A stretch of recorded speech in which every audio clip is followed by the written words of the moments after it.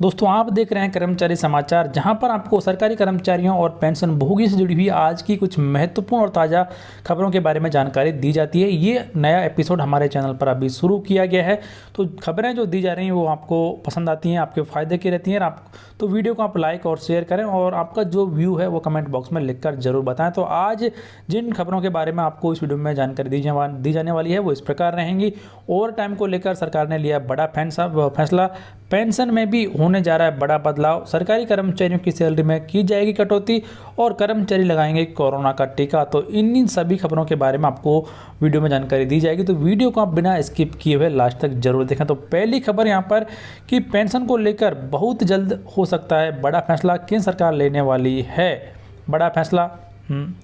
तो वीडियो की पहली खबर यहाँ पर कि आपकी पेंशन को लेकर बहुत जल्द बड़ा फैसला ले सकती है केंद्र सरकार, जानिए आप पर क्या होगा असर। तो केंद्र सरकार अब पेंशन सेक्टर में एफडीआई लिमिट बढ़ाकर 74% करने की यानी कि 74% करने की तैयारी में है और वर्तमान में यह लिमिट 49 यानी कि 49% है। सरकार का यह फैसला करीब 8.5 करोड़ लोगों को प्रभावित करेगा। तो अब ये बड़ा बदलाव यहाँ पर होने जा रहा है पेंशन में और ऐसे कयास यहाँ पर लगाए जा रहे हैं कि मानसून सत्र में ही सरकार पेंशन सेक्टर में मौजूदा 49% एफडीआई लिमिट को बढ़ाकर 74 यानी कि 74% किए जाने का प्रस्ताव पेश करेगी। फिलहाल देश में नेशनल पेंशन सिस्टम यानी कि एनपीएस और एम्प्लॉयज पेंशन स्कीम ईपीएस से करीब 8.5 करोड़ लोग जुड़े हुए हैं और ऐसे में यह भी देखना जरूरी है कि आखिर सरकार द्वारा एफडीआई में निवेश बढ़ाने के फैसले से इस तरह की पेंशन स्कीम में निवेश करने वाले लोगों पर क्या असर पड़ेगा, यानी कि जब 49 से बढ़कर एफडीआई यहाँ पर हो जाएगा 74%, तो इसका असर सरकारी कर्मचारियों और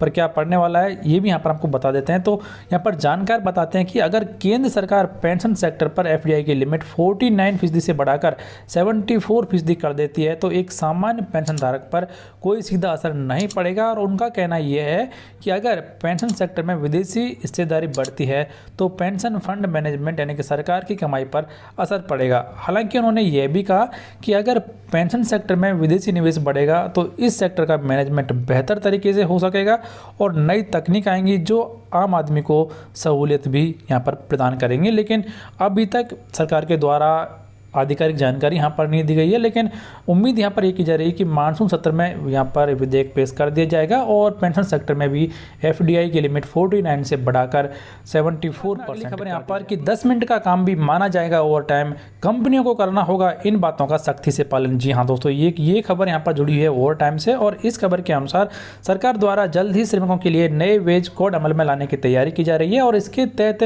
श्रमिकों को कई तरह की सुविधाएं भी दी जाएंगी। इसके अनुसार अधिकतम काम के घंटों को 12 घंटे का प्रस्ताव किया गया है और नियमों के अनुसार भले ही कोई कर्मचारी 15 से 30 मिनट तक अतिरिक्त काम करता है तो उसे 30 मिनट के ओवर टाइम के रूप में गिना जाएगा और इसके लिए कर्मचारी को अतिरिक्त भुगतान भी किया जाएगा। इसके अलावा ड्राफ्ट नियमों के अनुसार यदि कोई भी कर्मचारी जो लगातार 5 घंटे तक काम किया हो उसे आधे घंटे का आराम दिया जाना चाहिए और किसी भी वर्कर के लिए 5 घंटे से अधिक समय तक लगातार काम करना निषिद्ध है। नए श्रम कानूनों में कंपनियों को यह सुनिश्चित करना होगा कि सभी कर्मचारियों को पीएफ और ईएसआई जैसी सुविधाएं मिले।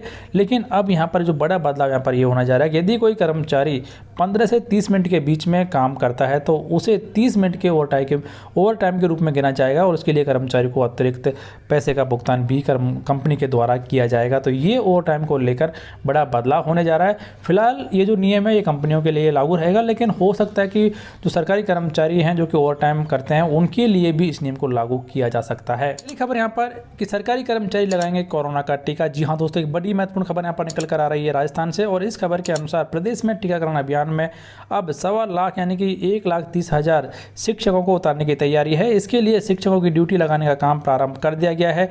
प्रत्येक स्कूल से 2 शिक्षक को लगाया जाएगा। इस तरह से 65,000 सरकारी स्कूलों के 1,30,000 शिक्षकों को लगाने की तैयारी है। जयपुर में शिक्षकों की ड्यूटी लगाने का काम प्रारंभ कर दिया गया है।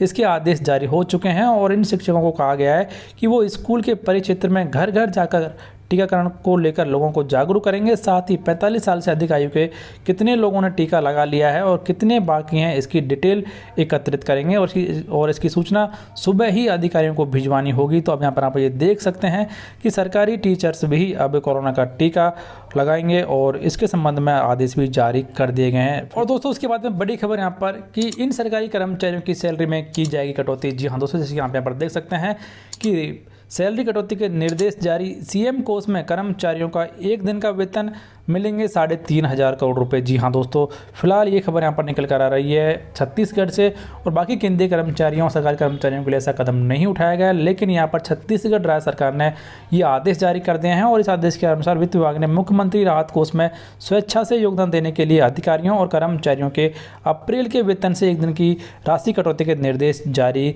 कर दिए गए हैं। और इससे सरकारी कोष में करीब 350 करोड़ रुपये यानी कि 350 करोड़ रुपये आएंगे। वित्त विभाग कटौती राशि बजट शीट में जमा करने की सुविधा ई पैरोल सॉफ्टवेयर यूटिलिटीज मेन्यू के अंतर्गत रिलीफ फंड अपडेट ऑप्शन में मुख्य शीर्षक के तहत यहाँ पर जमा हो जाएगी। और परिपत्र में ये कहा गया है कि एक दिन की कटौती के साथ वेतन देयक तैयार कर कोषालय में प्रस्तुत करने का उत्तरदायित्व संबंधित कार्यालय प्रमुख आहरण एवं संवितरण अधिकारी का होगा। यानी कि अब छत्तीसगढ़ राज्य सरकार के जो कर्मचारी और अधिकारी हैं उनके अप्रैल महीने की सैलरी से एक दिन की सैलरी काटे जाने के आदेश जारी कर दिए गए हैं। और इसमें राहत यहाँ पर ये दी गई कि जो स्वास्थ्य कर्मचारी हैं उनको इससे मुक्त रखे जाने की मांग की जा रही है। तो छत्तीसगढ़ प्रदेश तृतीय वर्ग शासकीय कर्मचारी संघ ने एक दिन के वेतन कटौती से स्वास्थ्य कर्मियों को मुक्त रखने की मांग की है। संघ के प्रांतीय अध्यक्ष के द्वारा ये कहा गया है कि जो स्वास्थ्य कर्मी हैं जो कि अपनी जान जोखिम में डालकर अपनी ड्यूटी कर रहे हैं उन्हें ऐसा नहीं, उनके साथ में ऐसा नहीं करना चाहिए, उनकी एक दिन की सैलरी में कटौती नहीं की जानी चाहिए। तो ये बड़ी महत्वपूर्ण जानकारी कि छत्तीसगढ़ राज्य सरकार के द्वारा ये आदेश जारी कर दिए गए हैं और छत्तीसगढ़ राज्य सरकार के कर्मचारियों की एक दिन की सैलरी यहाँ पर इस महीने काटी जाएगी। और उसके बाद में बड़ी खबर यहाँ पर एक दैनिक समाचार पत्र में आज छपी है और इस खबर के अनुसार 1 जुलाई तक नहीं बढ़ेगा केंद्रीय कर्मचारियों और पेंशनर्स का महंगाई भत्ता। जैसे कि आप भी यहाँ पर ये देख सकते हैं, साफ साफ ये लिखा हुआ है बड़े बड़े अक्षरों में। और इस खबर के अनुसार महंगाई भत्ते को लेकर सरकार की तरफ से नया बयान जारी किया गया है। सरकार की तरफ से साफ कर दिया गया है कि केंद्र सरकार के कर्मचारियों का महंगाई भत्ता 1 जुलाई 2021 तक नहीं बढ़ाया जाएगा। उन्हें पुरानी दरों पर ही महंगाई भत्ते का लाभ मिलता रहेगा। और इस समय केंद्रीय कर्मचारियों और पेंशनर्स को 17% महंगाई भत्ता मिल रहा है। सरकार ने यह भी साफ कर दिया है कि 1 जनवरी 2020 से लेकर 30 जून 2021 तक का कोई बकाया भी कर्मचारियों और पेंशनर्स को नहीं मिलेगा। इसका मतलब इन कर्मचारियों को एरियर का लाभ भी नहीं मिलेगा। तो ये बड़ी ही महत्वपूर्ण जानकारी सरकारी कर्मचारियों और पेंशनर्स को मिलने वाले महंगाई भत्ते से जुड़ी हुई कि केंद्र सरकार के कर्मचारियों को 1 जुलाई 2021 तक महंगाई भत्ता जो बढ़ा हुआ महंगाई भत्ता वो नहीं बढ़ेगा। इसके बाद में महंगाई भत्ते में बढ़ोतरी सरकार के द्वारा कर दी जाएगी, जैसा कि आपको पहले भी बताया जा चुका है।